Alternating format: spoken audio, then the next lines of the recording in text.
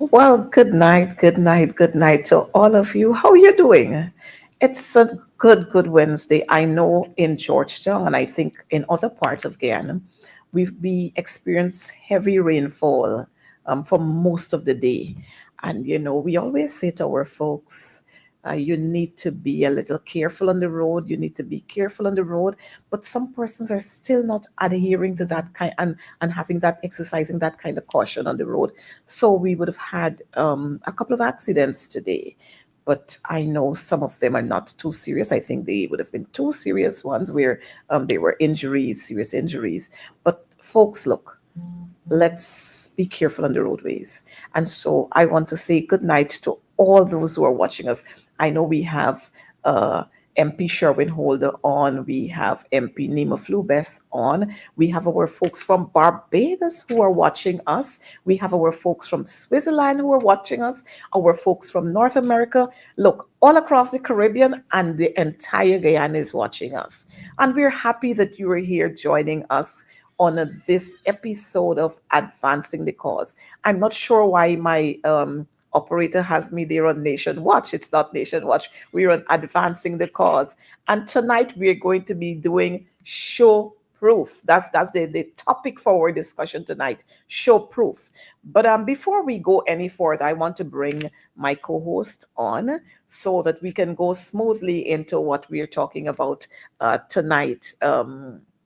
And so, I have with me, always ready, always willing, evergreen, ever fresh, my very dear friend, Dr. Mark Devonish. He's always ready and willing.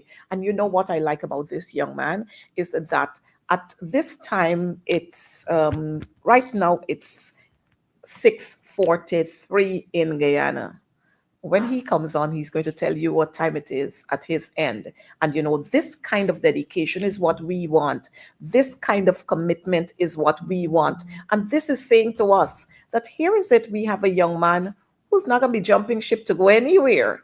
He knows how grounded he is and where he is, and he is going to remain there, and he's going to help the push to ensure that our people here in Guyana, our citizens here in Guyana, sorry, they have a better life.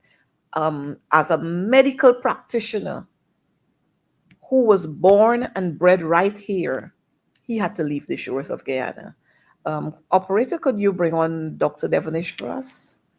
And while Dr. Devonish is going to make his way on stage, I want to extend the birthday. Hi, Mark. Good night to you. And it's always good to have you here. It's early in the night for us. Tell us what time it is at your end. It is 16 minutes to 12.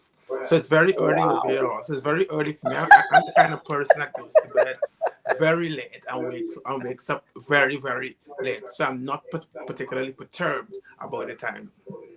All right, good. So Mhm. you notice Mark is saying it is 12:50. 11:44.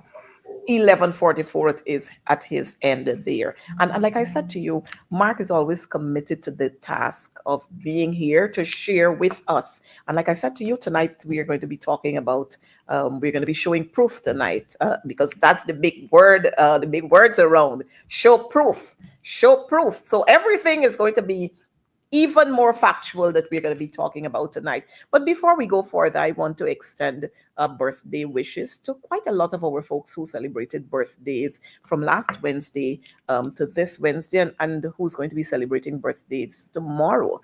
Tomorrow we have a big one. 100 years old, Mistress Elaine Burgess. She's going to be celebrating her 100th birthday tomorrow. And I want to send out special birthday greetings to her and to wish her best of health and to wish her a couple more years. And don't take my couple for two. A couple more years could mean another five, another 10, another 15 more years. And when I meet her tomorrow again, she's going to tell us what is the secret to that kind of long life and what she's been doing to ensure that she's there put. Tomorrow, as a matter of fact, she has been one of our stalwarts too. She was one of the awardees a long, long time ago. She got a scholarship to study in Germany. She was the only female person there, the only female recipient. And so this is saying to us that she's always been committed. I want to thank her children and her grandchildren and her great grands and all the other relatives who have been there by her side and giving her that kind of encouragement to go on. And so happy birthday to you, Mrs. Burgess. And we've got some other persons who celebrated birthdays as well: 5 years old, 3 years old, 15 years old, 21 years old. And so to all of you, happy birthday to you. And on the other hand, we want to extend condolences to some persons who have lost loved ones, more especially to that young Ghana Defense Force rank who lost his life way out there in the hinterland. And we're going to talk a little more about that, but we want to extend condolences to his family members at this time who are grieving. And we want to say to you that we are grieving with you as well. It's quite unfortunate, but we're going to talk a little more about that. Mark, your introductory words. Well, to be honest, I'm very, very excited about the show we have tonight. And I have to be excited about the show for the simple reason that there are lots of depressing stuff we're going to be talking about. And it has to be depressing because we're talking about PPP. Anything to do with PPP has to be depressing. I have the blood of our ancestors. I strongly believe in what our ancestors did in terms of,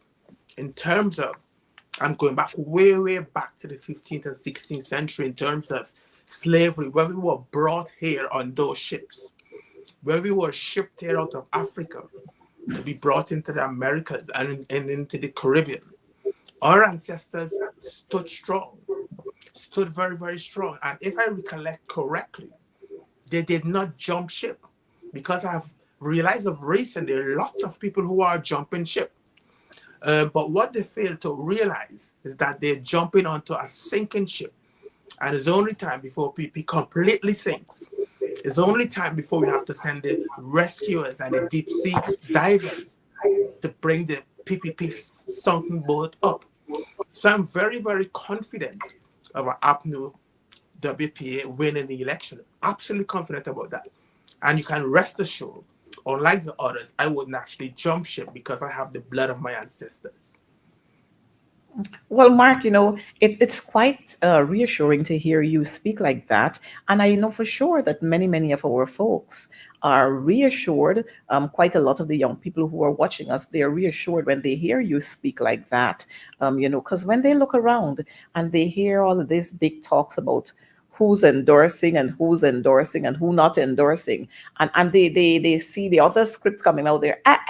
Nobody in endorsing the PNC, APNU, nobody not endorsing them is what happening. Everybody jumping ship. It seems as if Norton alone is going to be left there. And we know that is not true. We know that the PNC has been an organization that is grounded on principles, and our people will continue to stand here with us. As a matter of fact, I tell folks, come hell or high water, I am going to stand here with the PNC, with Mr. Norton as chair, as the leader of the party, as the leader of the opposition. I will continue to stand with him. So those who want to go, you're free to go. That's okay. We have no difficulty with you leaving. But when you leave, just know that there is someone else who's going to fill your space, because that space is not going to be left open for you when you leave. And so I just want us to look at some of what has been happening there. They're talking about show proof, so we're going to be showing proof tonight. First one, COVID is on the increase in Guyana. And our Ministry of Health, the Minister of Health, they are quite numb on this whole issue. Dengue is on the rise in this country, and these people are numb and dumb on the issue. Nobody's saying anything about it. And we're trying to find out, why is this so? As a matter of fact, hey, the COVID hospital or the infectious hospital is closed. And I don't know why they would have closed that hospital. Now, that hospital was supposed to be maintained there so that when we have persons with dengue and persons with typhoid and persons with all kinds of things, you send them off there so that you're not going to have them at our regular hospitals, which, by the way, Georgetown Hospital collapsing, Lenora Hospital collapsing, West Ham Hospital collapsing, New Amsterdam Hospital collapsing, the one in Linden collapsing, but yet you have closed the infectious hospital. Is it that they want to kill out poor people so that it would lessen the votes? I think the PPP would have recognized where they are going and or where they have gone already. And so they want to allow poor people to die now so that the votes are going to be lessened that are going elsewhere, not going to them. And so this is the infectious hospital that they have closed. And one has got to wonder, why have you closed the infectious hospital? And it's the only one in the country. Mark, your take on this?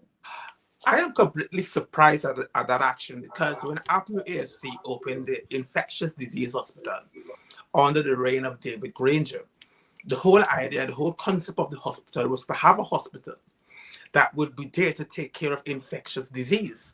The thing about infectious disease is that they're always there. So you'll always have patients actually placed in in that hospital. But Dr. Frank Anthony, I normally call him Dr. Do Little because he does little. You could have an outbreak of dengue fever. You could rest assured Dr. Do Little will do little. You have an outbreak of COVID. You can expect Dr. Do Little will do little. You have people dying left, right, and center at the hospitals in all 10 regions. You can rest assured that Dr. Doolittle will do little. So now we have a new variant of COVID. And Dr. Doolittle has done what he always do, hasn't done anything at all. Effectively, if you have a new variant coming out, what Dr. Frank Anthony should have actually been doing is to try to gather up the high-risk patients, those patients who are on chemotherapy, those HIV positive patients, pregnant patients, identify the high-risk patient, and essentially vaccinate those high-risk patients. Because when the new variant comes, the new variant wouldn't affect the able-bodied persons. They may have it, but the outcome may not as detrimental as those who are high risk. So you'll actually expect it. If he had more than 2 brain cells in his head, you'll actually expect him to actually vaccinate those high risk, those vulnerable patients. But Dr. Doolittle has done little. All he said, there's a new variant and we're keeping an eye on it. That's all he's doing, keeping an eye on it. But he's not doing anything. We all can recall the catastrophe it was when we had the COVID pandemic on a PPP. On the APNU AFC over a period of 6 months, they had not more than 30 patients dead.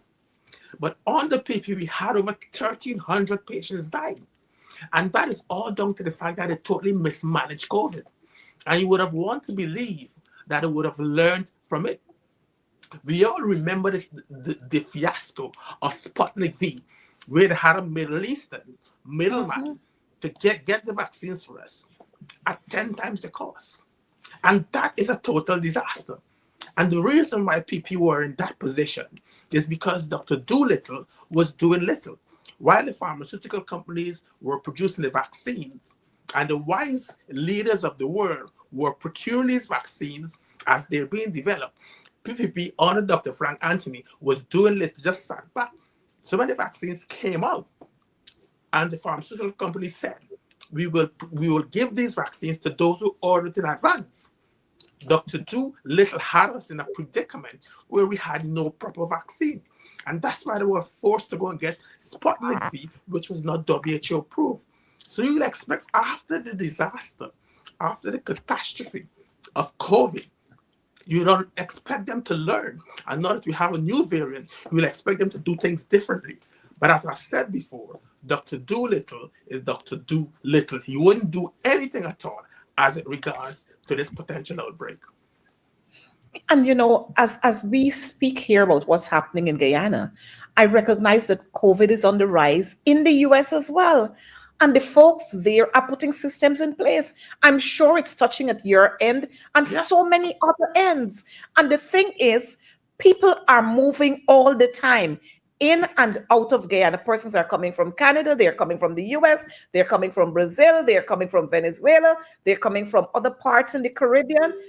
And we here every time these good for nothing people just sit here and they wait for things to happen, and then they will come to tell you, I hope they got some of that $58 billion that they just got from Parliament. I hope they got something stashed in the corner to deal with this issue, or they're not going to allow persons to come down with this flu and then start getting worse, and then people will start dying at a flash. God forbid. We must be able to put the systems in place to ensure that our people are safe all the time. And we're not going back to the days of 2021 and 2020, 2021, and 2022 when we had all this shutdown and shutdown and shutdown. We have to be prepared. This is the 21st century. We got to be prepared for what is happening. This is 2025, and we're not being that stupidness this time around. No stupidness. So, I mean, it's disgusting when when all of these things have to be popping up. Dengue is on the rise and they're doing absolutely nothing about it. Big long show at the Ministry of Health.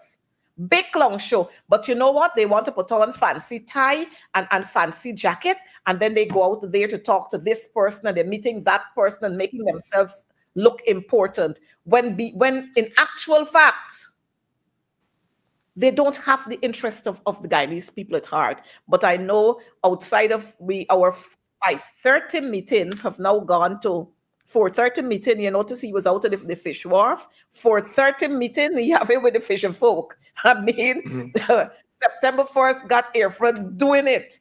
I would be happy to see Barry Jagdi out there at 3:31 morning, because we moved from 5:30, we got to 4:30. Now I'm waiting for the other meeting. But this is just disgusting. You couldn't reach with these, you couldn't meet these people in 2024. You couldn't meet them in 2023. You couldn't meet them in 2022. But all of a sudden now you find 4:30 to go and meet them in 2025, in June of 2025. I mean, Guyanese people are not stupid. If they think, maybe they thought back then that Guyanese people were stupid. And like Barajagdio said, Guyana got some real stupid people. I want Barajagdio to know he's stupid. Not the people of Guyana. The people of Guyana seeing through Jagdio and Irfan, and of course my girl Priya, and all of them. I know she doesn't like me to call her name. She doesn't like when I mention her name, but I have to mention her name because she full of stupidness too. Plenty, plenty stupidness she full of. And so as we go down, we have to talk about, we got to highlight this thing. I mean, we don't mind, but we have to highlight it. And I'm sure the operator is going to put it up there. These crossovers. I mean, I thought we know we would we get excited about cross and so on during Easter time. You talk about cross buns, you talk about the cross that Jesus was laid, that he was nailed to the cross alongside the two thieves. But I noticed we got plenty cross now. There's plenty crosses, we got plenty, and I'm happy that they're crossing over. Happy that the cross is crossing over. I mean, it is, I find it so deceptive. Like I said to one of my friends, I said to my friend Gita that I am not angry with you because of the decision you would have made, but I'm disappointed that you waited until Monday to make that decision, which I find to be very deceptive and dishonest and very unfair to the people across this country who voted and their votes was used to give you a seat. I find it very disheartening that you would do that. You knew you wanted to go where you wanted to go. And so you should have done the honorable thing and resign and go where you want to go. Nobody was stopping you. But these are the folks who want to get too sweet out of one joint. They want to eat their cakes and they want to have it. And so we had Sister Gita there. And what is most disgusting is that these are the same people who condemned The PPP, you know. These were the people who condemned the PPP. I remember Gita was the person who stood there and going on about the motion that the speaker would not allow her to have being debated in parliament. The speaker based about the Henry boys and the murder of the Henry boys. And this was the same young lady who spoke about the cocaine that they're finding and the police force and what is happening in the police force. The same people you condemn. Now, I don't know what's the drink. I don't know what's the drink that is sharing there now. So you're gone right over there. You've gone right over there with them. And then we got, well, it's not, somebody said Daniel in the Lions Den, but it's not Daniel in the Lions Den. This is Daniel standing somewhere in the floodwater. Daniel standing somewhere in the floodwater. And mind you, Daniel standing in the floodwater. The same Rexo who took away the mic from him. Mark, you remember? The Yes. same Rexo who took away the mic from him and embarrassed him as regional chairman. Now you're gone. You're convinced now after careful consideration. There's a lot of consideration passing, you know, lots of consideration passing. And then, of course, we buy James Bond. Well, I mean, we're all in sympathy with James Bond. Operator, if you could put all of them up on screen, we'd be happy. We buy James Bond. Not the 00, no, not 007 that you know. Not 007 that you know. We got the next one. The next one, they say, yes, the same one. One viewer is saying this, the one who got the pellets. Yes, the same one who got the pellets. The very same one who got the pellets. The very same James Bond who threw himself down on the floor when the police went to stop his business, stop the music from his business. The very same James Bond who they charge. Yes, the same one. I don't know if it's corruption drink. I don't know if somebody Kool-Aid, this guy Jim Jones left. I don't know is what, but it drawing them. But I want to say to us, not him alone. You got the man who they sworn in 2 Wednesdays ago or 2 Tuesdays ago as a justice of peace. You got him. You got Van West Charles. You got the singing canary. Y'all remember? Well, he's not canary, but I'm going to call him the singing canary. The man who was singing the calypsos and so on after he was caught with drugs and so. And so if we look at the kind of linkage, you recognize that is all of them who got issues with this, that, the other, who get charged for fraud, who get charged for abuse, who get charged with cocaine, who get charged with the... Yeah, let them go. Clean them out. Go. Mark, let them go. Well, to be honest, I always feel very, very good, absolutely good, when the garbage can take itself out. It always brings a joy to my heart. But of the people that would have actually crossed over, I do agree, and I would agree with anyone, that that's their constitutional right. I wouldn't want to deny them their constitutional right. But when they're crossing over to PPP of all parties, and we've seen over the last 5 years what has happened and what is happening, it begs the question, why are they crossing over? Gita, for example, Gita was a magistrate, and Gita was trying the case of Sarmine's son, Nikolai Hines. It was alleged that Nikolai Hines beat up and physically abused his wife, and then draw a gun onto his sister-in-law. And as a result, he was in front of the courts. And Gita found him guilty and said, I will sentence you tomorrow. But tomorrow never come for her because she was removed as a magistrate. Under the instructions of PPP, she was removed as a magistrate. And you would have wanted to believe that that personal experience with PPP would have caused her to realize that PPP isn't the Democratic Party that they speak of. And she would have been witnessing the extrajudicial killing, the Henry boys. She would have been witnessing the corruption. She would have been witnessing the discrimination. She must have been witnessing the victimization. So what justifications can they put forward that can actually explain or justify their actions. James Bond is another one. He was protesting, and I saw the bullets in his back, the pellets in his back.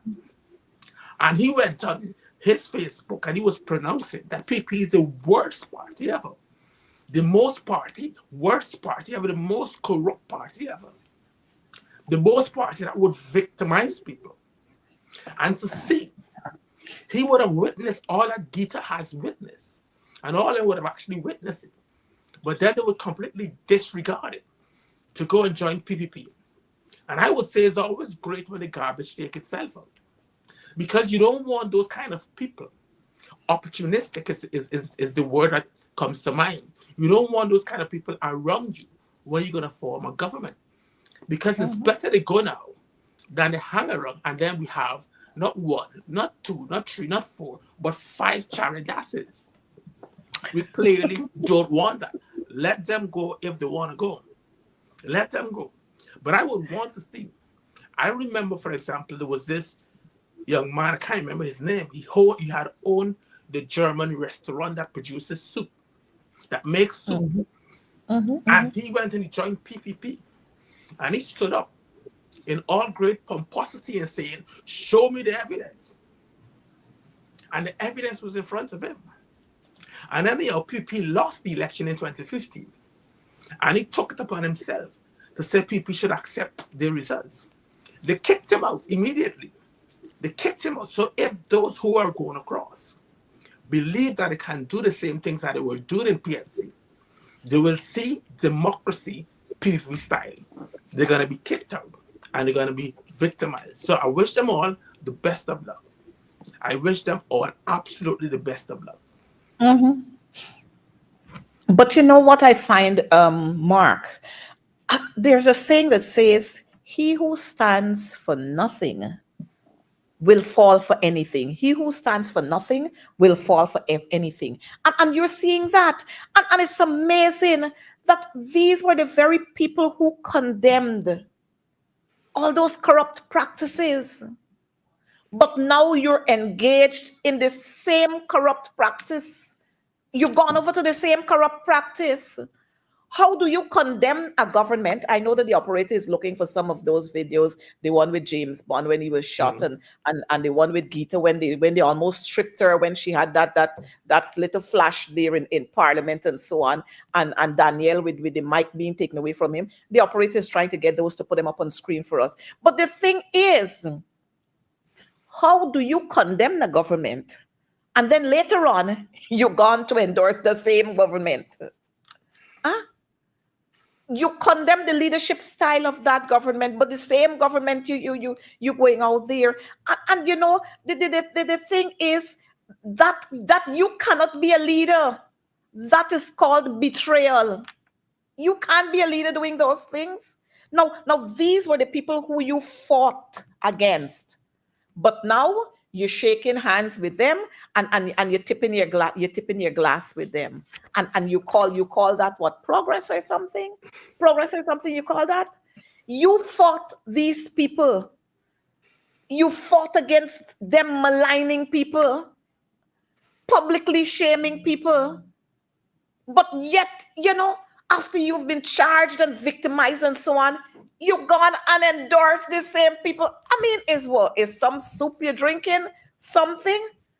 What happened to all the cries that you cried for Adriana Young, for the Henry Boys, for Harish Singh, Quindon Bacchus, Orrin Boston, Ronald Waddle, the Linden 3, the Linden 2, the Bacchuses from Lodge, Paper Shorts, Monica Reese, the 5 in the helicopter crash.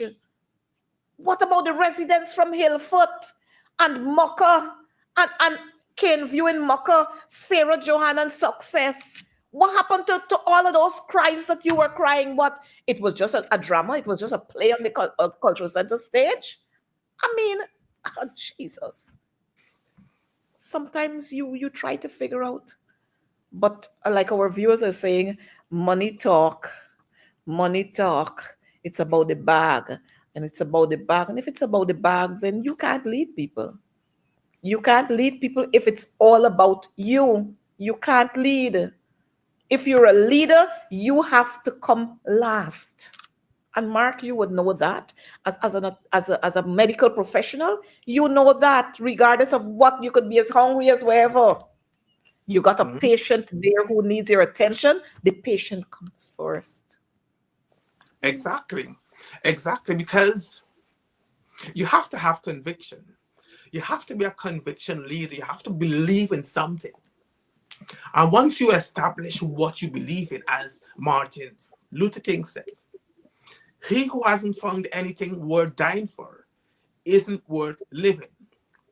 So, having taken into consideration the sacrifices that Martin Luther King made, he could have easily taken the easy path and joined with those who support Jim Crow, and his life would have been easy.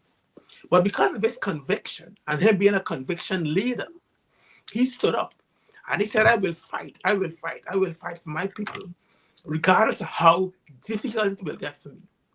And ultimately, he was assassinated. But I don't think James Bond was actually facing assassination. He was facing the courts. The courts wanted him because of some skullduggery he did, allegedly did. I don't think Van Merchant was facing assassination, but he too was facing the courts simply because he was once the head of the Ghana Water Incorporated. So he was facing the courts. So if you notice and you pay very, very close attention, all those who would have crossed over with a burden of the court being on them. And they know that PPP don't believe in division, don't believe that the executive should be separated from the judiciary. And they know that once they go into PPP, all their court districts will automatically be eliminated. So that's the reason why they're going over. They have absolutely no conviction and they have absolutely no self-respect either. Well, Mark, I'm seeing one of our viewers saying Barajaglia was correct when he said Guyana got some real stupid people. And I have to conclude too that these got to be some kind of special. These folks got to be some kind of special. I don't know if the operator has got those videos that he wants us to see. If he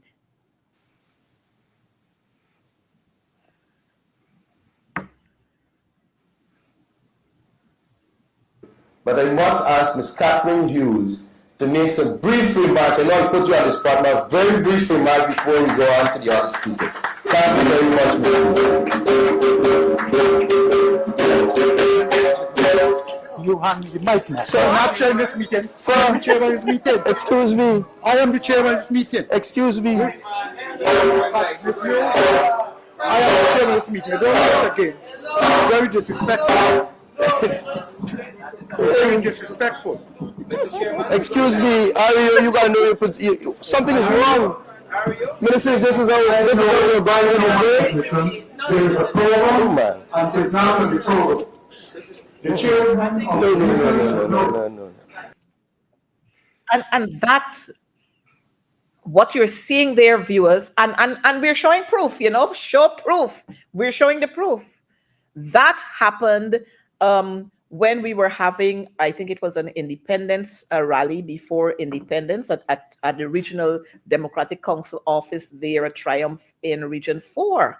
And this was the chairman who was using a part of his time to allow for a colleague MP to speak, to offer some words of some greetings there, and the mic was taken away from him. But is the same man now, after having deep consideration, he has decided to cross the floor. Do you have the one with you? We're gonna see the other one a little later. But Mark, look, like you said, we want to wish them all the best. We want to wish them the very best in their new journey. One of the things that really struck me though is that maybe some kind of energizes something a little. Maybe I don't know if it's there's this drink. You got the Excel and you got Turbo. Maybe some of that sharing too, because I can't remember seeing James Bond walking around sharing the New Nation paper the way I'm seeing him sharing, distributing, the the Mirror newspaper. But kudos to him. Go right ahead. Continue to do what you have to do there. Do what you have to do, and let let God be your judge. I'm sure Operator will show us some of those long speeches that he had up there on Facebook, condemning the PPP, talking about them, how they're not this, they're not that, they're not the other, but yet still. But again, you have a right to go where you want to go, and God bless you. Cheryl Sampson, good night to you, and it's a pleasure having you here with us. I saw somebody there talking about Coretta McDonald. We're waiting for you. Not this Coretta McDonald. Another one. Not this one. Not this one. You trust me on that. Not this one. Sorry. Sorry, love. Not this one. So if Jagdio sent you to post that here, tell him I is stupid. Not me. I ain't going there for nothing. Not after I would have seen what he did to the Henry boys, what they did to the Henry boys. And then the big thing is, Mark, we will leave no stone unturned. We will leave no stone unturned. Well, them stones, they ain't got no stones, so they can't turn. Because nothing has happened. Nothing has happened. The two the two mothers of the Henry boys who died, who were killed then, both of the mothers are dead, and they died from grief. They're still waiting for the stones to come so that they would not be left unturned. No stones left unturned. The same thing he told Adriana's parents. We will leave no stone unturned. Everywhere they go, no stone left unturned, And so we're still waiting. As a matter of fact, they're looking to close the whole matter, that whole case. They're looking to close on the death, the more death/murder of Adriana Young. But we gotta go on. Mark, we spoke about we saw the date for elections flashing all across. We heard the date being announced, September 1st. That September 1st. It was not just a date that was picked. That date was carefully thought out. And I know you would agree with me. Mm-hmm. It was carefully thought out. You know what? They've already decided that they're going to trick people. So, during the August vacation, teachers go off on their August vacation. Many of them gone to the US. Many of them gone somewhere in the Caribbean. Many of them gone somewhere. All over teachers go. And then to add that, you have Labor Day March, You have Labor Day March. So they set that date there. And so, viewers, I want you to understand that these people that sit down there and they plan out everything. Everything they plan out to see how best they can trap us. So they put September 1st because they know that some of the folks in the US who would be coming home to vote, they're going to want to stay for Labor Day March. So they ain't going to travel. So September 1st, we'll catch them in the US. September 1st, we'll catch them somewhere else. September 1st, we'll catch them somewhere else. But folks, let me tell you, this time is our time. Make sure you are here to vote on the 1st of September. Don't bother with Labor Day. You will enjoy it next year. At a different level. You will enjoy it the following year at a different level. And the other thing, I don't know why Parliament has not been prorogued as yet. I am waiting to see when that is going to happen. But Mark, let's talk a little more about this lady, our favorite lady. The operator can put up her picture just now. This favorite lady at GCOM there. I don't know what is it that she wants, who she wants to provoke. I don't know what is it that she wants to do. I don't know. But this lady is a miserable woman. Imagine this woman way down to the end. No. Next one. Operate. Not that one. Come down more to the end. More down. The other one. Way down to the end. Go down. No. Down. No. Go up to the second. Go down, yes, down. No. Across, just go across. Yes, that same woman there. We want I want the picture that way down to the end on the second row, operator.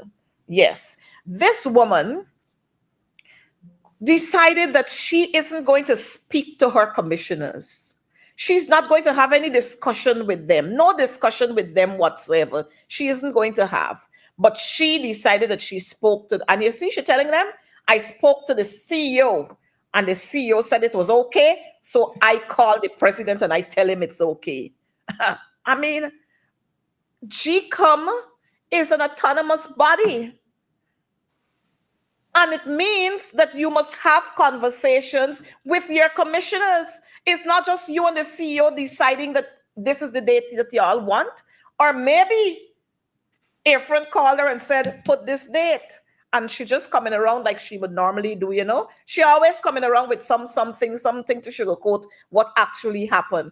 Mark, I don't know how you feel about this. Well, with Claudette Singh, with all that she has done over the last 4.5 years, I am not shocked whenever she does something now. Because she seems to be someone. She seems to be a creature of PPP. She seems to be someone under the control of PPP. And as you rightly said, GCOM is supposed to be autonomous. But under Claudette Singh, this GCOM is not autonomous. Because if we were to look at the chronology of events coming up to the selection of date for the election, based on what the media reports, Irfan Ali, the installed president, called her and asked her if GCOM is ready for an election. She said, I'll get back to you.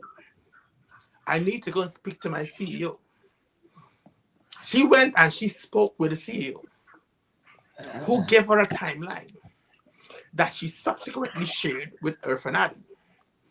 As a result, he chose the 1st of September. But there was just one problem with that timeline. It was different from the timeline the commissioners had.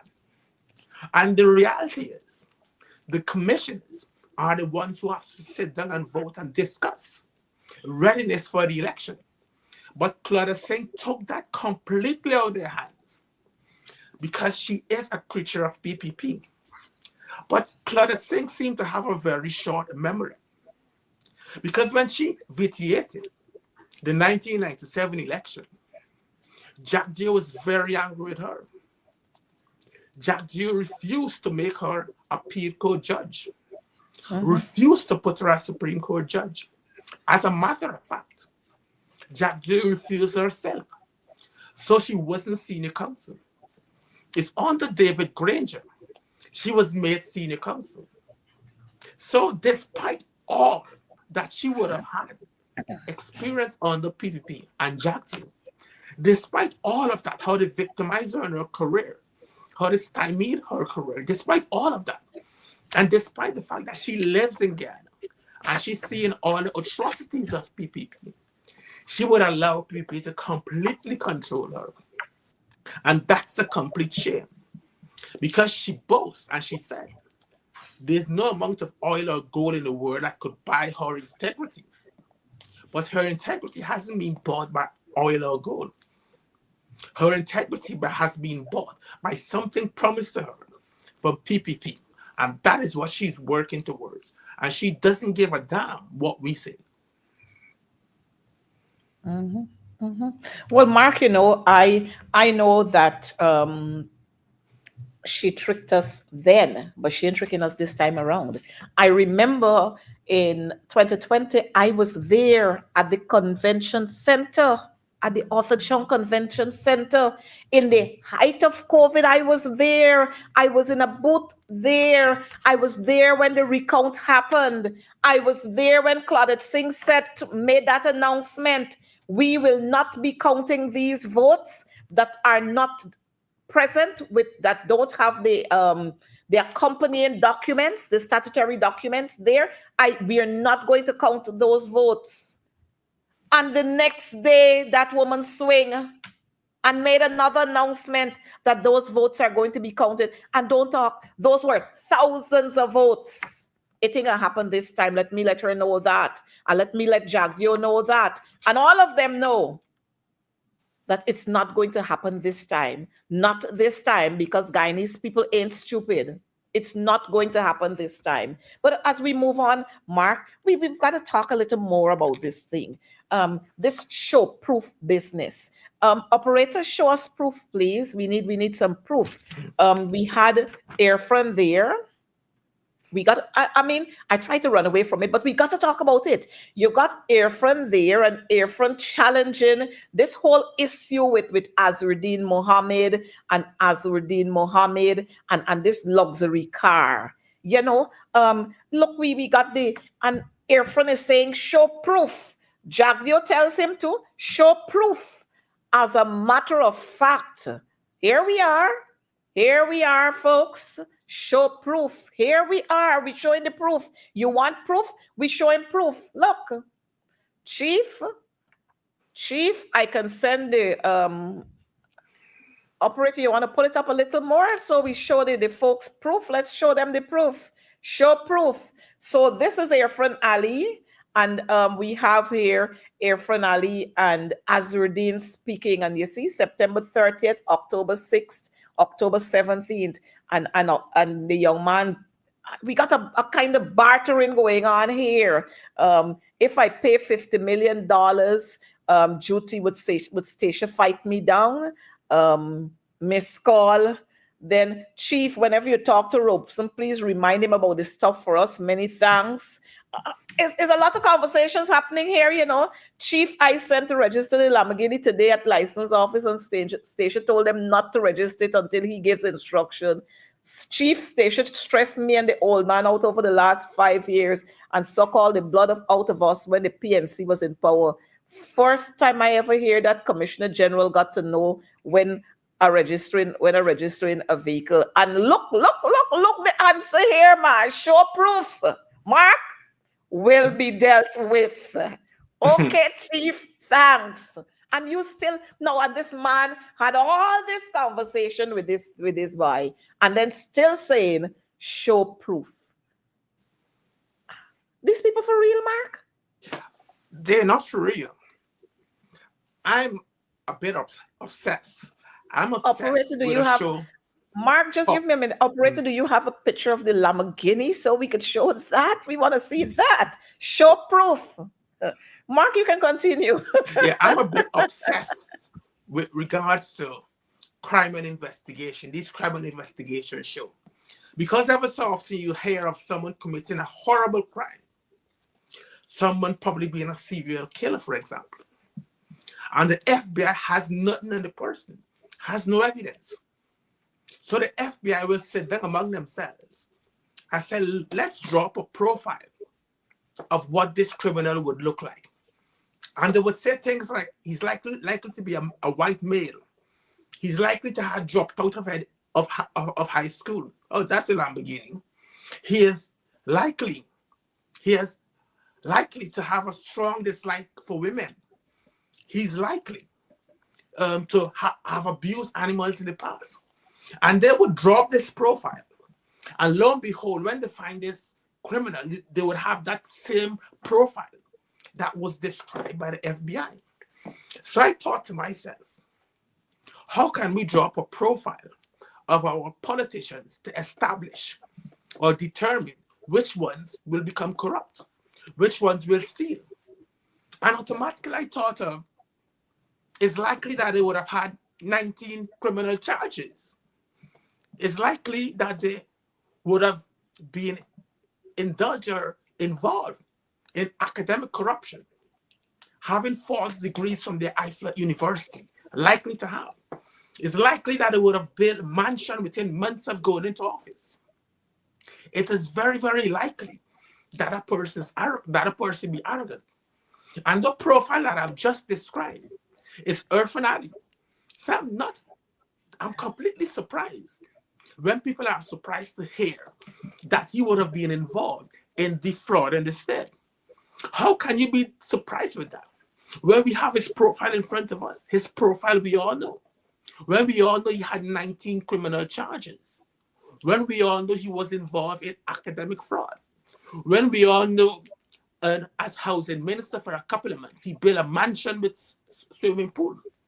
When we all know he's arrogant and he's pompous, we shouldn't be surprised to hear that he's involved in something like this. But this is a very, very dark day for Guyana. And a very dark day simply because someone has minimized the office of president. Someone has desecrated the office of president. Because don't matter what you say about Burnham would not have done that.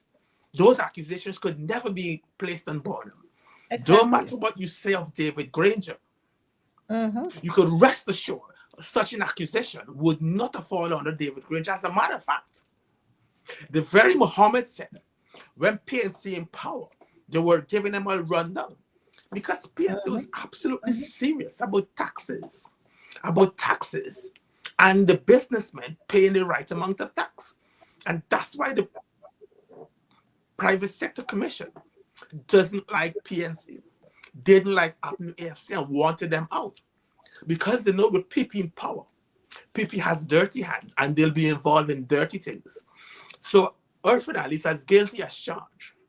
He's as guilty as charged. And the only thing that is protecting him from prosecution is the Constitution. Because based on the Constitution, the president cannot be prosecuted for acts that would have been undertaken while he's president. That's the only thing that is actually protecting him. But what he has done, he has brought a massive embarrassment to our country. He's brought a massive embarrassment,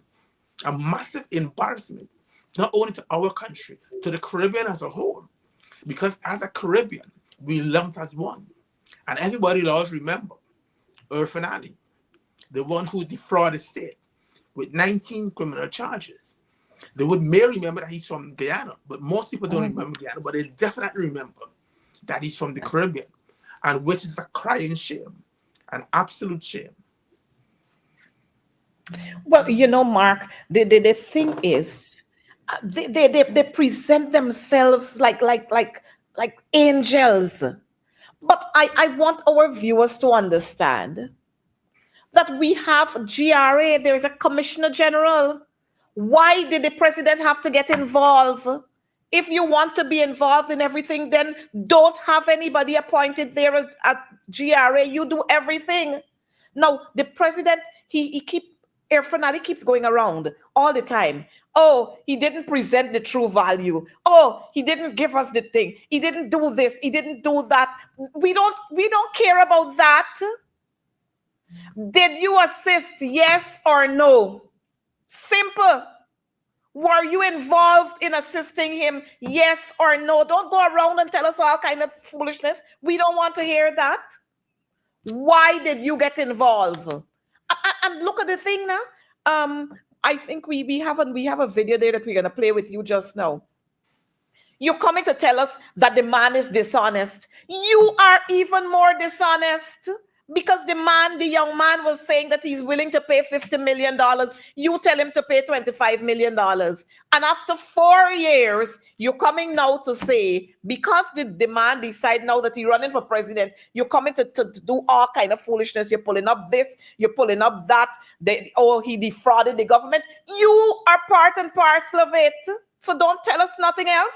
You are part of the corruption. And this is what happens all the time. You remember when, by the time Irfan Ali became a minister, not long after that, a big mansion Irfan Ali got when he was at Ministry of Housing, when he was the Minister of Housing. Where did he get that from? And then all the others that we're hearing about all the other mansions that we're hearing about that is alleged that he has got. He must tell us where he got them from. So don't come to paint anybody here black. You are worse off than them. You know, there's a saying that says the accomplice is worse than the thief. A set of corruption, a set of corrupt scrapes we got around the place. You know, we're going to play that video for you just now where the young lady told him that you are a scrape and you are a thug. These are the people who want to play that they could run Guyana. And when we look at what is happening, ordinary Guyanese have to pay for all these people who evade the taxes. Ordinary Guyanese like me and you got to pay for it. Ordinary Guyanese like me and you got to pay for it. Now, if I'm to bring a vehicle in this country, I got to pay the taxes.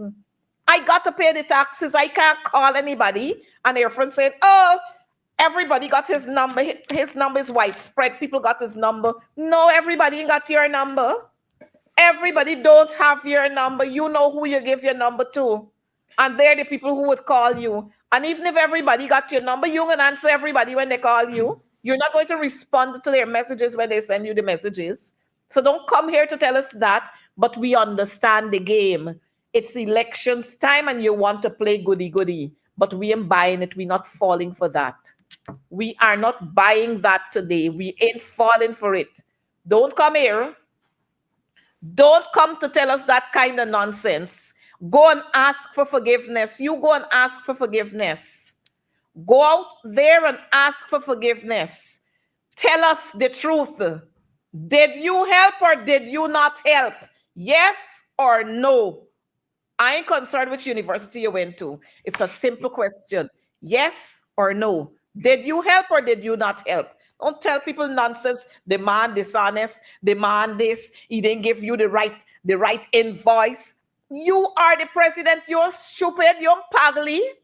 Huh? If a man gave you an invoice for a car, a Lamborghini for 75,000 US, something in a ring a bell in your head? Huh? You're not going to ask him, is this a crashed vehicle? Is it a used vehicle? Is it a vehicle that got engine problems? What kind of vehicle is this? What year is this vehicle? What year was this vehicle manufactured? You're gonna ask them questions there?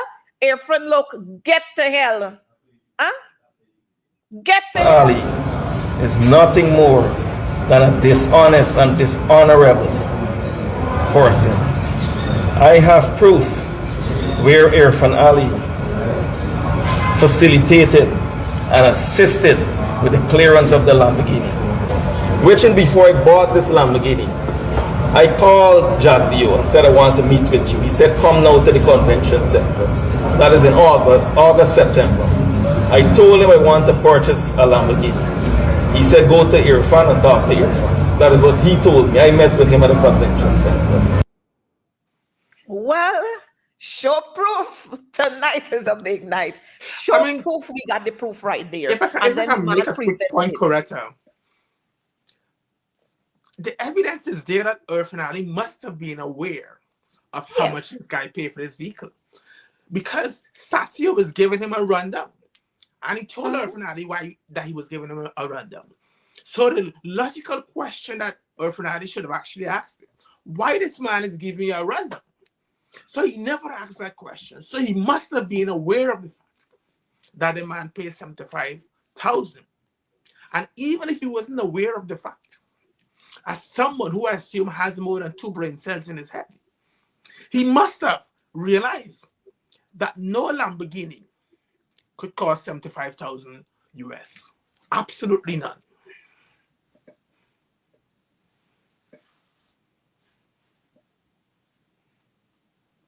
Yes. So it's the same thing I'm saying, Mark.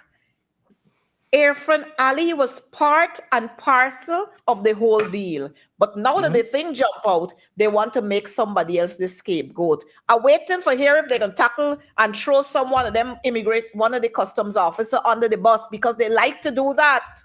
They like to do that. You know, I am waiting for it. I am waiting for it. And of course, we hold no cover for the Mohammeds. We hold none for them. Because I remember Daddy Mohammed said in 1992, the PPP had 4 guns. 4 guns. 2 of the guns were his. One was Glenn Lal and one was Dr. Hanuman's. 4 guns. He went further to produce checks to show how much monies he was giving to them. One check had some 20 million, and I can't remember the others. But so they were all part and parcel of what was happening. But I want our viewers to get sense. I want you to understand, and I want you to know that if this marriage didn't break up, we would not have been having all these showdowns that we're having now. So y'all get sense. You're big and you must have sense, people. The proof, the writing, everything is on the wall. You read it, You spell, you answer the questions from the comprehension passage, and know what you're going to do come September 1st. Don't get caught up in the foolishness. Don't get caught up in the foolishness, because we got to know what is right. But before we coming off of the Lamborghini, because I ain't gonna be able to drive the Lamborghini. I can't bring a Lamborghini. Mark, you can't send one for me because the taxes, we can't pay the taxes. So I'm hoping that the officers at GRA, that they're going to be ready to speak out. You're going to be ready to say who gave you the instructions, because you had to go to GRA at Camp Street. Then you had to go to the license office to register the vehicle. And then you had to head back over there. Who signed off on these documents? Say, yes, I signed off, but I was given the instruction from A, B, C, D. I got a call from Jagdio. I got a call from Airfront. Y'all must talk. Don't sit down there and take foolishness. Don't let them come and tell you, well, look, we're going to pay you. We're going to give you some monies. And you stay quiet, like how they got Auntie May. Auntie May off the job, but she's still getting paid. The PS that was attached to Human Services, with the whole big thing with the disappearance of the old age pension books and the public assistance book and so on, that disappeared. They were out in the streets. They were being cashed. And then the dash show, they were actually resigned with immediate effect. And then a couple mornings more, you see she at GRA. She's Human Resources Manager, officer at GRA. These are the things we must know. These are the things that you have to know. And this is the proof that we are bringing to you. These people are a bunch of scamps. I don't know, officer, if you have the, I'm calling you officer now. I'm calling you officer. If you have that little video there that we want to play for the folks to hear, this one here is a bunch of scrapes and tugs we got around the place. A bunch of them we got around the place. But I don't know what happened. We're not finding the video there. I know we played it before, but I don't know what's happened with that. We're not finding that video here again. But I was happy when the young lady said to him, you were a thug and you were a scrape. I saw you on videos. But since we're going there, we're going to have to talk now about Adriana's death. Adriana was quote unquote murdered. 2 autopsies were done. The pathologist spoke. And here we got this government. You finding the video there now for us, operator? Yes, I think he has found the video there. But while he's trying to get that, the pathologist spoke. And you know what I found you ready? All right, let's play that video for you, and then we're going to take it from there. But blocking the road for hours is something that Mr. Ali, I saw you blocking road. Yes, Mr. Ali. I'm just telling Mr. Ali, there are videos with you protesting, you being a scrape and a thug. Mr. Ali, this is not, listen, sometimes we gotta put our position aside. No, this is not position. No, we gotta put our position aside and place ourselves into people's shoes. You gotta understand, even those persons who were traveling, yes, they were inconvenienced, but they understood the reason. They understood the reason. We understand the inconvenience, but those people understand. I'm totally agree. Right. So the woman said to him, she reminded him that he's a scrape and he's a thug. Mr. Cleveland Thomas, good night to you, my dear, and it's so good to have you here. And indeed, transparency is lacking. Transparency is lacking. They're blind to what is honesty. And you know, we while we're talking about that, and we have Mr. Thomas here on the line, on the program watching here, and we can't stop thanking Mr. Thomas for what he did in this country as an educator. You know what he did at his school? He said, not at my school. No child left behind him passing here. If you can't perform in a grade, you're not going to the other grade. You're not going there. And you know what? He was taken to the Teaching Service Commission. But let me tell you what, while he was head teacher of that Mackenzie Christianberg, was it Christianberg or Mackenzie? I can't remember which school it was now. But while he was head teacher of that school, his parents went with him to the Teaching Service Commission and he held out. He said, no, no, no. My children, the children here under my stewardship, if they can't pass, they're not going over to the next grade. And you see, we want to have many more persons like this. We want to have many more persons like these in our society who can stand up to these people. Many more we all need. We don't want to have persons who say yes, yes, yes, yes, yes. They must stand up and speak. No wonder we're having all the problems in our society because it's a no child left behind. You pass, you fail, you don't do nothing, you go over to the next grade. You pass, you fail. Yes, Christianberg Wisma Secondary School. Thank you, Mr. Thomas. You pass, you fail, you're gone over. No wonder we're having all the bullying in school. And yes, the president is a scrape and he's a thug. No wonder our children are behaving that way. You remember Efren Ali when he and a few others attempted to overturn Karen Cummins' vehicle when she was minister at that time? Y'all remember? Scrape and thug behavior. And the records are there to show. The records are right there to show. Mark, I'm sure you remember that. The records are there to show, and we will continue. We will continue to show proof. We will continue to show proof. We saw today Kwame McCoy at a school. They're there to distribute the cash grant, and he's at a school and he's lambasting the ears of the parents there, talking about who didn't do what and who didn't do what. And yes, a whole lot of politics just for those persons to collect the cash grant. The cash transfer is our monies. Our monies you're giving to us. But you want to come to give people the impression as if this money is your money. You took it out of your pocket to give to us. It's not your monies. These monies belong to us. And you're coming there and making yourself. Look, we here will work to ensure that the PPP get out. They get out of office. They got to go.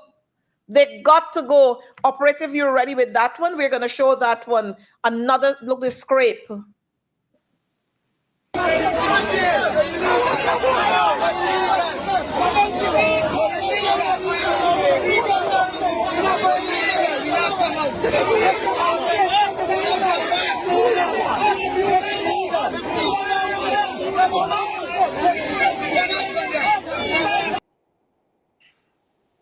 These disgraceful people. And then these are the people who want to talk about who's a thug and who's a hooligan and who this and who that and who the other. And they're the real scrapes and thugs.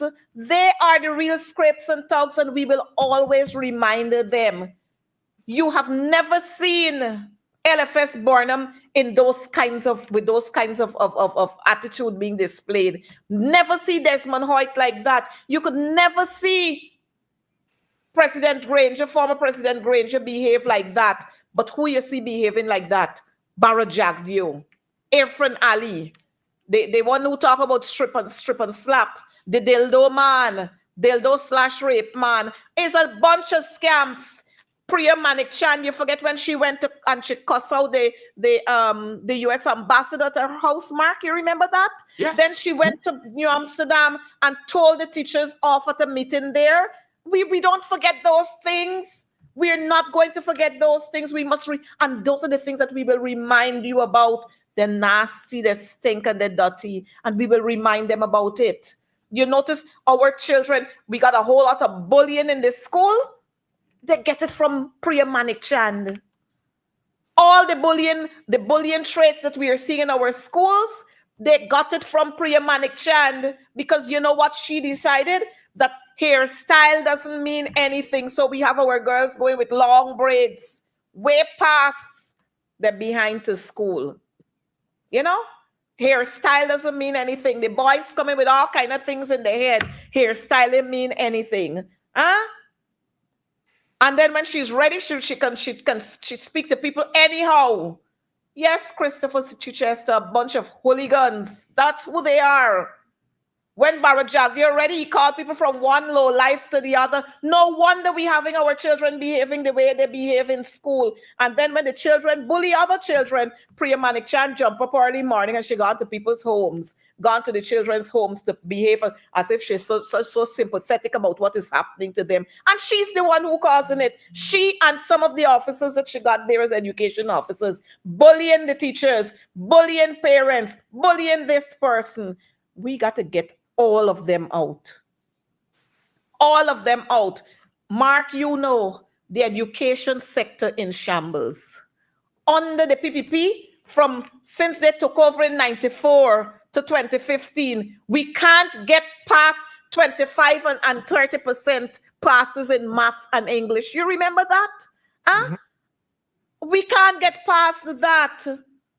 When they came out of office, Nicolette Henry was able to get passes way past that. By the time they got into office again, the grades gone down. With all the monies that they have, the grades gone down again. And then Priya Manikchan will say, we will not rest. You're right. You can't rest because you got 20 plus you got the next one. 21 you got under your belt. And if we add the two Henry boys and Harry Singh, it's 24. 24 you got under your belt. So you can't rest. You will never be able to rest. I see somebody telling you something, but what was the drug name? Ozempic? Mark, what the thing name? Ozempic. I see somebody telling is a new drug now that people are using to lose weight.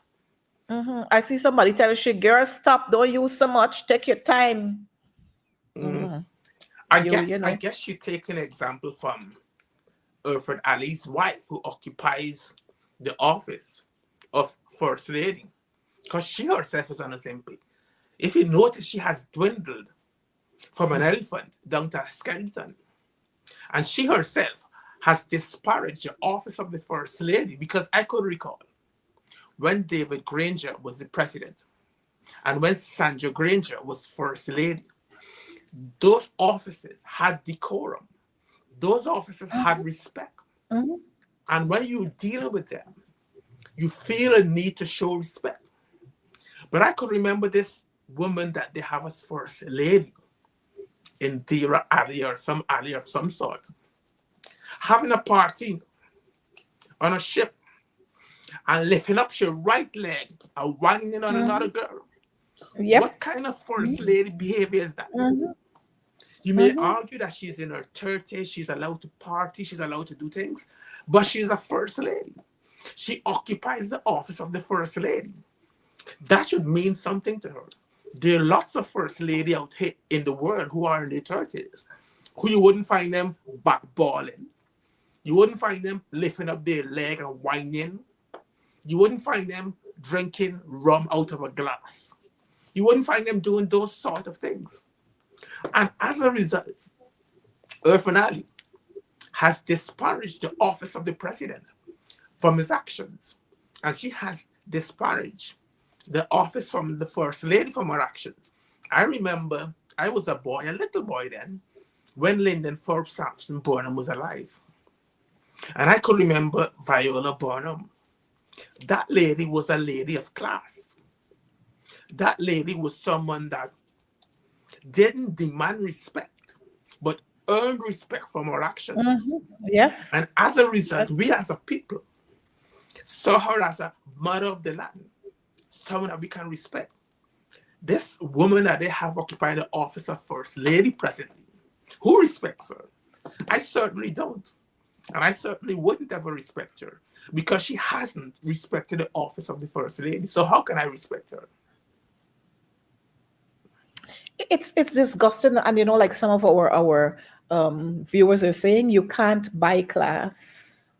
It is what is inside of you. And like I always say, what is inside of Priya is what has come out every time. When you listen to the way she speaks, always a bully. Just the other day, I had to stop her in her tracks the other day. Full of nonsense. Full of nonsense. But September 1st, viewers, September 1st, September 1st, I can't keep repeating it. September 1st, we can show these people what we really mean. We will show them on September 1st. But let me tell y'all something. Viewers who are on this program right now, I want you to start sending a note to all of those in the opposition, all of those leaders there in those small parties. Tell them, come together. That's what I want you to tell them. Come together and demand that they come together, because we don't want to see these people anymore. We don't want to see them anymore, but we can't beat them if we don't come together. Right now, we're crying for justice for Adriana.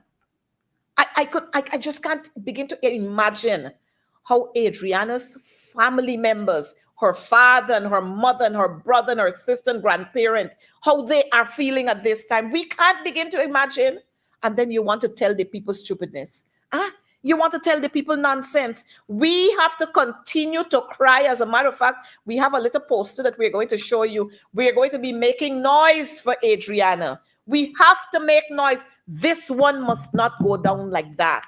The Henry boys went down. Harish Singh went down. Quindon Bacchus, Orrin Boston, the Bacchus's brothers, Shaka Blair, so many. The woman who was shot at Freedom House, so many of them went down. This one ain't gonna go down like that. Just the other day, the 3 from Linden, then 2 more from Linden. It ain't gonna go down like that. We will be making noise for Adriana Young, 11-year-old baby. And you know what really triggers me is the fact that in a couple more mornings from now, Adriana's name is going to be called when the grade 6 results are announced. But you know what? She will be absent. She's not going to be there. She will not be there. And that is why we have to make noise for her. That is why we have to make noise for her. Y'all tell the clown who come on this program here, this class is not for him. This level is too high for him. Let him wait for tomorrow. Tell him wait for tomorrow and go at 2 o'clock, go and sit in front of Freedom House. Not this class. The level of this class is too high for you. Look, I don't want to hear the kind of nonsense that some people want to come up here and talk. Danny Kisoon, this is not the place for you. This class, the level is too high for you, so I could understand why you're agitated. The level in this class is too high for you because you probably come from some other place at IFLUT, not here, Danny Kisoon. So, folks, I want us to remember the Young's family at this time, and we're going to make noise for them. I know we had a clipping there from the attorney who was talking about what transpired at that second autopsy. But I know for sure the pathologist said, and Mark, you are going to be able to tell us, because you're a medical person, you're going to be able to tell us. In actual words, she said, no, this child did not die by drowning. She did not die from drowning. Absolutely, and I completely concur with what the forensic pathologist said. There's a general rule in the medical profession that you do not criticize or disparage your fellow colleague. You can't correct them, but you don't disparage them. So she was trying to be polite. For example, she said, I dissected the neck, and there's a bone at the top here called a hyoid bone, which would be broken if someone was strangled. But she said what she discovered is that the muscles were still around the hyoid bone, suggesting that those who undertook the postmortem in Guyana didn't open it up. So she was the first person to actually open it up. But nevertheless, she said it was thorough. The other important thing she said drowning is a diagnosis of exclusion, which I completely agree with. What she mean when she said a diagnosis of exclusion is that you have to rule out other things, especially criminal acts, before you can conclude that someone has drowned accidentally. And she even expressed concern of what she heard. The fact that the pool was searched, not once, not twice, not thrice, multiple times. And Adriana was not seen in that pool. Adriana isn't a pin in a haystack. You would have been able to see her in the pool. And then she suddenly appeared in that pool. And what the forensic pathologist is saying, that needs an investigation because that has her concern. But people, they're not concerned about it. They're politicizing everything. You open the Ghana Chronicle and you would completely believe that the forensic pathologist in America was supportive of all that was found in Ghana. They wouldn't mention that the forensic pathologist concerns. And those are some of the issues that were actually raised by the forensic pathologist. But the key thing to remember is that she said she's desperately concerned. And it demands a thorough investigation, not that shabby investigation by some retired sergeant. If you spend 30 years in a police force and the highest rank you can get to was a sergeant, you can't tell me that you are high class. The ranking in the police force, you have a constable, then corporal, then sergeant. And for him to take 30 years to get that sergeant, I would struggle to believe that he is really a high-class investigator. And the fact that he was a low-level police officer would suggest he was not integrally involved in these complicated investigations. He would have had someone with oversight supervising him, like a superintendent or a captain. So to bring that man, and the man's saying a bunch of nonsense that the police investigation was exemplar, was the best he ever seen. The man he didn't have just one cup of soup. He had the whole pot. And he was just saying all things glorious about the police force.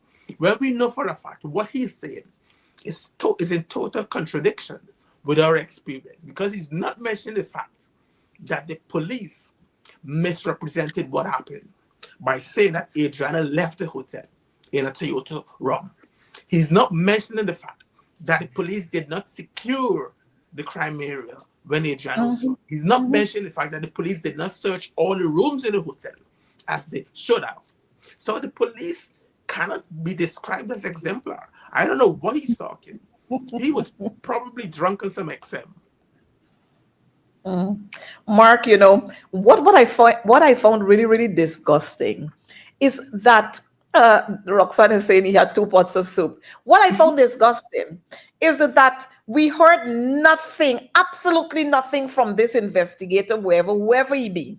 We heard nothing from him. But by the time they learned that Adriana's body had left the shores of Guyana, you saw all these reports. Where they come from then? Why you couldn't say anything to us? And then let's look at this other part. When the first post-mortem was done, we heard nothing from the 3 pathologists. Absolutely nothing from them, more than Dunsman sit down there to read a document and he couldn't even pronounce some of the words. But here it is, we had this other pathologist who was speaking in depth. Are we to understand that something there was not right? And then, you know, we're hearing all kinds of things that, the local pathologist here, he went, this person visited the place, all kinds of things we're hearing. So my thing is, why were all of these visitations being done? The other thing that we have to look at, and our viewers here must know, all the millions and the billions that passing in the budget, 1.146 trillion last year, this time 1.3 trillion, but yet the Georgetown Hospital doesn't have a scanning machine. Yet we don't have an MRI machine. We got to go to the private hospital to have that done. Now, I wasn't there, you weren't there. We know what kind of skullduggery passed down there. These people must understand that we big and we got sense. While we would want to trust the system, we cannot trust the system, because if a commander is going to say that the little child left in a Toyota Ram and then the child's body ended up in the pool, how can we trust them?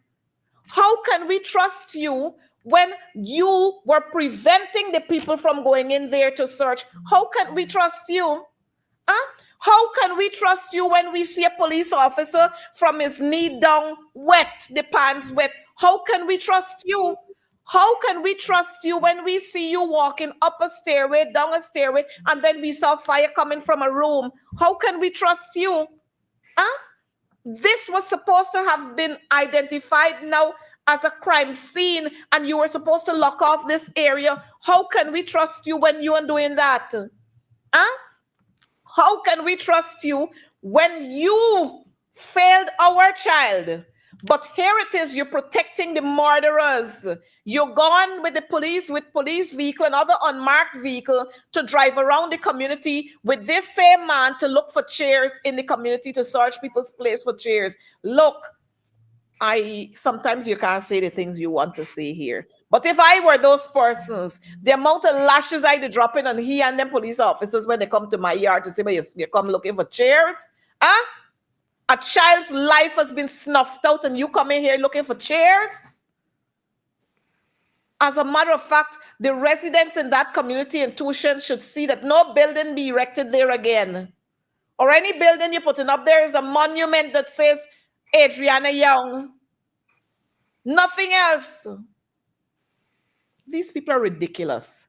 And that is why I'm saying, and I'm going to say it again, Irfan Ali, Jagdio, Priya, the whole pack of them, all of them would have failed Adriana Young. Every single one of them. And if I were Adriana's parents, I won't want them to come to say anything else to me after now. Nothing else. Don't come to tell me anything. Don't even turn to look at me. Like Odessa Primus said on the day there. What Priya come here now for? What she come for? And so I'll continue to shout, justice for Adriana Young. And we are going to be making noise for Adriana Young. We will not stop. We must be satisfied. And we cannot be satisfied when a child's body was found in a pool, when critics went there and said she was not there. Y'all look, nobody in their hair. Nobody in their hair. But you know, we have seen it. We've been talking about it before, and we've seen it played out during this whole fiasco, during this whole saga. It's about the family, the friends, and the favorites. It's about them. Operator, would you want to show us those posts, those other slides there? We got some slides there. Look at how people live in this country. Look at how people live in this country. Look how people live in this country. This $1 trillion budget country. Look at how people living in this country. We talk about playgrounds for our children. Charles Ramsey stand up there to talk about, these grounds and how much money is and that. Look what is happening there. This is at Liverpool Village on the Quarantine Coast. Don't talk about the stadium that they're supposed to be putting down there in Linen. It can't complete yet.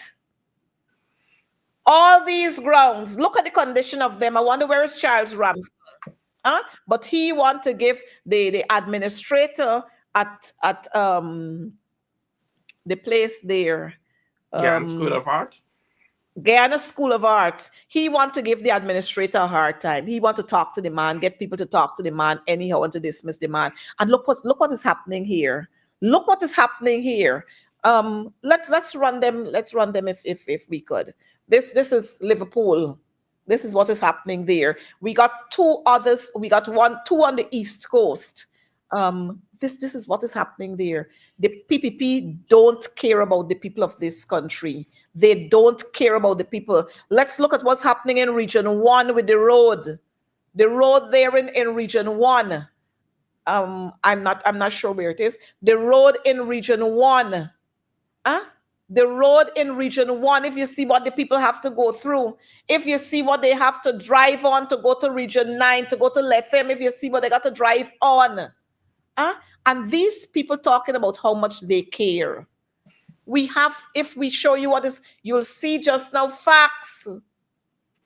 This is what is happening in Region 1. This is Region 1. Look, this is Region 1. This is what is happening in Region 1, and they talk about development and progress. Where is it? Where is the development and progress? This is Region 1. Where is it? This is what citizens have to, this is what they got to traverse day and night. Those who walk in and those who got minibus and those who got bicycle and motorcycles, this is what they got to use. And you're talking about progress? Where is the progress? Where is it? Priya jump out and go and turn sod for the school. 1 year now, the building is stalled. No work's happening there. And then she jump out to talk about how many, oh, we built so many schools and we built so many schools. So you start them. Because we don't forget what happened at Cato, the amount of monies that the coalition government had to spend to make Cato a school that persons can go and dwell in. Don't come to tell us nonsense. Don't come to lecture anybody here and tell them anything, because you're not worth it. All you can do is grab and get involved in corruption and more corruption and plenty more corruption and enough more corruption. Don't talk about the drugs. Don't talk about the drugs. Mark, I don't know if you want to shed some light on that. I think Priya is in a very, very difficult position. She doesn't have leadership qualities, and people recognize that she lacks leadership qualities. She's not the best orator that can influence people, that can draw people to her. She lacks charisma. She's definitely extremely arrogant.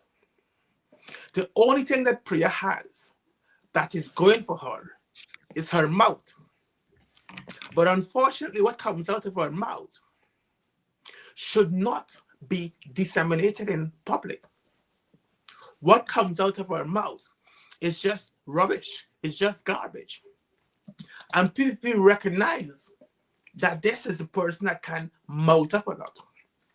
So they would send her to curse out the American ambassador, because she's the best candidate for that. She doesn't have leadership qualities. It is evident as the installed Minister of Education that she lacks leadership qualities. So they would send her to cuss out the American ambassador. They would send her to curse out the teachers when they protested. They would send her in school to do a little bit of more cursing out with the teachers also. But if there's any evidence that PPP is worried about this 2020, about this 1st of September election, if there's any evidence, they would have polls. And I'm quite sure that they're scrutinizing their polls. And the polls would be suggesting that things doesn't look too bright for them. Things doesn't look promising. As a result, they'll get more animated. And at places where persons are going to collect cash grants, you find that Priya is going to be there to embrace them and to hug them, to score political points. You find that Kwame McCoy, who in my personal opinion, should never be allowed around young children, especially young boys, until he's in a stable relationship with a man his age. He should not be allowed to be around young boys. But you'll find him going and embracing everyone and talking a whole host of garbage. And they do that because they're desperate. They want to build their polls. They desperately want to build their polls. So they use the cash grant as an avenue to campaign. And I wouldn't be surprised if there'll be other cash grants before September. Priya can actually talk about building schools. Building schools or school buildings can't educate our children. Education of our children depends on having quality teachers. To have quality teachers, you have to compete with the rest of the Caribbean. And when St. Lucia is paying 6 times the amount that we're paying in Guyana, Barbados is paying a hefty amount, Jamaica is paying a hefty amount. That means we cannot attract the best teachers.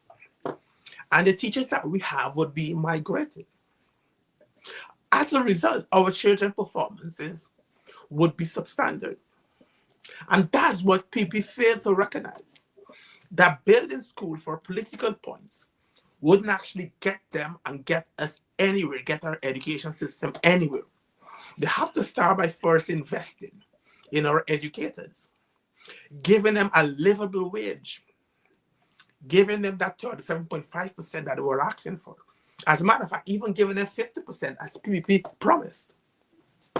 So Prayer is in a very, very difficult position. The education system is virtually collapsing. You talk you sent me a document about a couple of weeks ago about the North Run, or I think you talked about it, the North Run Multilateral School. They spent over 500 million, $500 million, to rebuild that school after it was burned down. And the toilets are in a deplorable state after spending 500 million.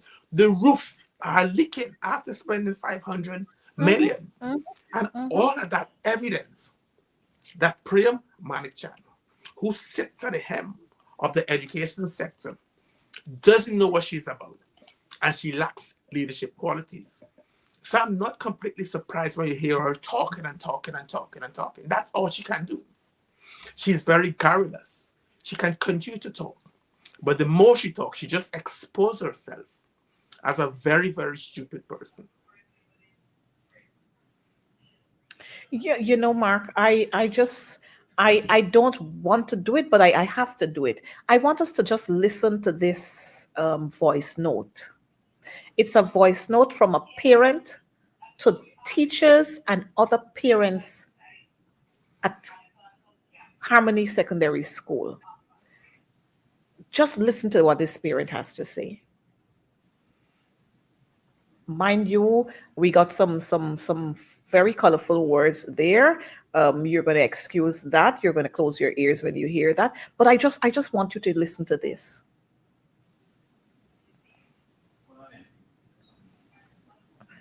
While we're waiting for that to come through, these are the things. I don't know what is I don't know what is happening in our system, and I'm almost certain that this will go absolutely nowhere. Absolutely nowhere it will go. And these are the things that cause our children to behave the way they behave sometimes. These are the kinds of actions that are allowed by the friends, the favorites, and the families. These are the people who come out there to decide how schools must run. If you want to do that, build your own schools, construct your own schools. You got Bamia there limping, go help them finish it so that you can send your children there. But it all comes from what happens at the top. It falls right to the shoulder, and then it go down somewhere lower, and it's allowed to go through. And we have committed teachers who have to be in school, but these are the kinds of harassment that you have to go through. These are the kinds of disrespect that is being meted out to you, and they're allowed to happen because somebody frightened to talk to this person, somebody scared to talk to that person, and this person got a connection here, and that person got a connection there. You have it. You ready for it there?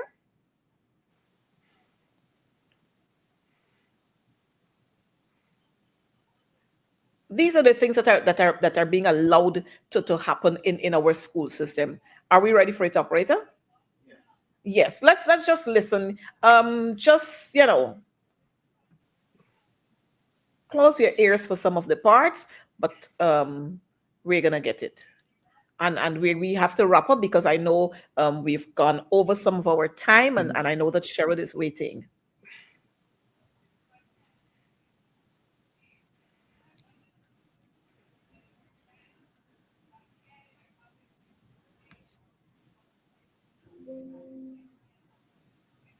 I know that Sherrod is waiting. Sherrod is waiting on us. But sometimes when the conversation is so nice, you know, when you're showing the proof, you have to show all the proof, all of the proof you have to show, and you have to put them out there so that people understand what is happening, and we don't go by hearsay and go by this and go by that. A pleasant good Just take a afternoon listen. to parents in this group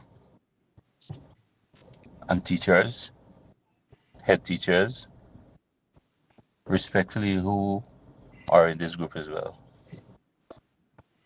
Now, my message or my voice note in this group here is directly to Miss Highly Favored, whoever you are, and I know it's a teacher in this forum. I want to make something very clear to you this afternoon. And I guess after my voice note here, I may be removed or blocked from the group, of which I don't mind, because this is not adding or taking values to my life. Now, Miss, a pleasant good afternoon to parents in this group and teachers, head teachers, respectfully, who are in this group as well. Now, my message or my voice note in this group here is directly to Miss Highly Favored, whoever you are, and I know it's a teacher in this forum. I want to make something very clear to you this afternoon. And I guess after my voice note here, I may be removed or blocked from the group, of which I don't mind, because this is not adding or taking values to my life.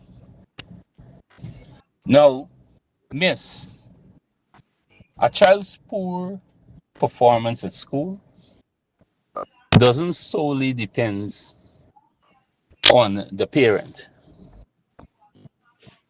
It is a reason why we send our children to school. We send them to school because we ourselves cannot do it. We can only do so much to a point, but we cannot do it. We cannot do it. We depend on you, the teachers, to do it. You understand? And that is why when the minister of education would have said that we have to treat our children as though they have illiterate parents, she meant that the teachers have to give the children the extra teaching, the extra attention, because there are some parents who are not capable enough or who are not intellectually equipped to do so. And that is why there is something called school, where our fucking taxpayers' money pay people like you to come in this group and try to insult parents. Now, miss, I want you to know something. The fucking school cash grant is not coming out of your pocket, right? I am a taxpayer just like you. And the parents as well of these children that you post in this group, I'm pretty much sure are taxpayers as well. So if you want to get disrespectful and be insulting parents, which includes me in this group, to talk about who should show interest in our children like how we're showing it in the cash grant, you need to keep that for your fucking self and for your fucking family. You cut Don't off come in now. this group. Wait, let's not go further. So you understand, viewers, why our children behave the way they behave because of a parent like that. Now, all the teacher was saying there is that she would wish parents paid the same kind of interest in their children like they're having in collecting the cash grant. That was all the teacher said. And we know that for a fact. When it's graduation at the nursery school level, you see most of the parents who you don't see all the time, you see them busy. They want to know what color dress the child got to wear. If it's a new dress, if it's a this, they're all up when it's graduation time. In the primary school, the same thing happening. You see them there and they're ready for graduation when all through the child's life at school, you hardly see this parent. And that was all the teacher was saying. And this parent decided that he was going to address the teacher. I am hoping that the Ministry of Education is going to do something about that. Because if that voice was a voice of a teacher, they would have done something about it. I am hoping that that parent will be taught a lesson. I am hoping that Priya Manikchand will get involved. I'm hoping that the police would get involved and ERC and all of them would get involved. You see, this is the kind of nonsense they allow. And some persons do these things because they got a link here and they got a link somewhere and they got a link somewhere else. But, you know, monkey doesn't know which limb to jump on. But folks, I want to say thank you so much for being here with us tonight. There was so much more that we wanted to tell you tonight and show you proof, but we can't. The time caught up with us. Mark, we're going to have your closing words, and then we are going to go. Sorry, Sherrod. I'm just gonna close on this point. I'm gonna close on based on what we're witnessing. Seems to be the new phenomenon where PNC MPs and PNC members are crossing over to PPP. And I would just wish to speak to those people. And I would want to ask them if the same voice they had when they were in PNC, if they'll have that very voice in PPP, if they're going to passionately defend people in success that were flooded out, if they would passionately defend people in Mucker, if they would passionately defend the Henry boys, if they would take time off from their soup drinking to passionately defend public sectors who are being paid pittance, if they will take time off from their soup drinking to speak up for teachers who are being paid pittance, if they take time off from their soup drinking to speak of our brave men in uniform, our soldier. One died recently, fell off a boat, gives me the impression that the boat wasn't the sturdiest of boat, probably a canoe. Why in an oil-producing country we transporting our soldiers in canoes? It shocks me. And I would want to believe that if you are in those boats, you would have on some floating device so that if you fall in the water, you will float. That wasn't there. So I would want them to have a voice, those very people that cross over, to defend our men in uniform, to recognize that these are the men that will provide our external security. I would want them defend, take time off from their soup drinking, to defend the many who are victimized, the many who are discriminated against, the many who are extrajudicially killed and murdered, the 1,400 that is unaccounted for. I would want to know if they're going to take time off from their soup drinking to actually defend these people. But unfortunately, I don't think they're going to take time off from their soup drinking because they didn't cross over to provide betterment for the masses. They cross over to provide betterment for themselves, which is very, very sad, which is not expected of a leader, a true leader, a conviction leader.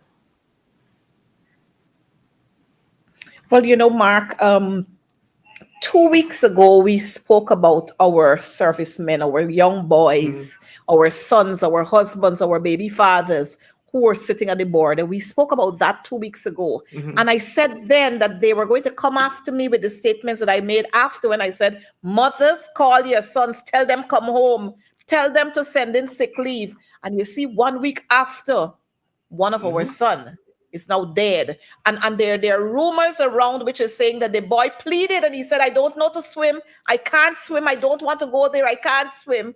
And you see what happened now? Mothers, if y'all didn't hear then, I hope you're going to hear now. We had Adriana. Now we got a little young boy. I can't remember what is his name. 24 years old. Ain't get to live to his full potential. Mothers, tell all your sons to come home. Let the diamond ballers go to the border. Let them go there. Carry sheriff with y'all. Carry Priya's husband, who's a reserved officer who they promoted. Carry him. Carry Mark Phillips, PM, 1 p.m., 2 p.m., 3 p.m. Carry Jagdeo, who talking nonsense. Let them go. Tell your sons to come home. Because you know what? Many more will go just like that. And all they will do is come and give you a nice military funeral. And after that, they're finished with you. Tell your sons to come home. We want our children home. Because like Mark rightfully said, where was the safety? Where were the safety? Where was your They call it life jacket. where was the life jacket?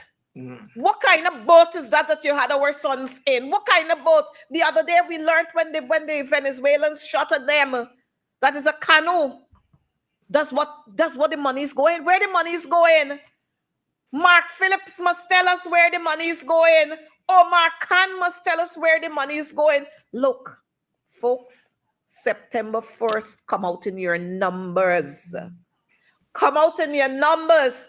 Before the 14th of July, we are going to have the collation. And so I'm calling on Nigel London. I know he's going to hear me. I'm calling on Pastor Thomas, Cleveland Thomas. I know you're going to speak and you're going to pray and you're going to instill wisdom in some of our heads. I'm calling on VPAC, Simona Brooms, AFC, PNC, all the C's and the A's and the P's. Come together and let's form this coalition so that we can root the PPP out forever, because they are no good for this country. Many more of our boys will die. Many more of our girls will die. All of our systems and our standards are going to be flat. We don't need any more of them. Viewers, it was good having you here. We'll see you next week and the following week for more on advancing the cause. Tonight, we had the chance to show you some proof. Next week, we are going to show you some more proof. The other week, we are going to show you some more proof. And let me put you on the alert. We are going to have not only Wednesdays, but we are going to have Thursdays and Fridays and Tuesdays and every other day. We are going to have programs so that you can understand where Guyana is at this time. We've never seen our country at this level, and we have got to bring it to the point where it ought to be. So long for now. Be careful on the roadways. Be responsible Guyanese citizens. And people like that parent, we must weed them off this. We must weed them out of the school system. Let them go build their own schools and keep their children there and teach them. They have no place in civil society because they're not civil. But facts, Lamborghini, the drugs, we didn't get to show you that one with the boys who have been charged for that whole set of 4,000, I think, kgs of cocaine that they found while they went catching fish. That's another part we're going to talk about. But be good Guyanese citizens. We love you.